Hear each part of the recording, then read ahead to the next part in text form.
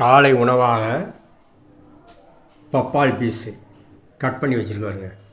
பப்பாளி, உப்பு, லைட்டாக கொஞ்சம் மிளகு போட்டு இடித்து இதில் கலந்து காலை உணவு இதுதான். நல்லாயிருக்கும். அவருக்கு பசிக்காமையும் இருக்கும், மதியானம் வரைக்கும் தாங்கும். இந்த குட்டி பையனுக்கு மாங்காய் பீஸு, உப்பு, மிளகு போட்டு கிண்டி வச்சுருக்கேன். மிச்ச பப்பாளியை தோல், கொட்டை, விதை இதெல்லாம் போட்டு கட் பண்ணி வெயிலில் காய வச்சு நல்லா காஞ்ச பிறகு பவுட்ரு பண்ணி மூஞ்சிக்கு பூசி குளித்தோம்னா நல்லா பளபளன்னு இருக்கும். அதுக்காக கட் பண்ணி வச்சுருக்கு. இதை காய போட்டு பவுட்ரு பண்ணணும்.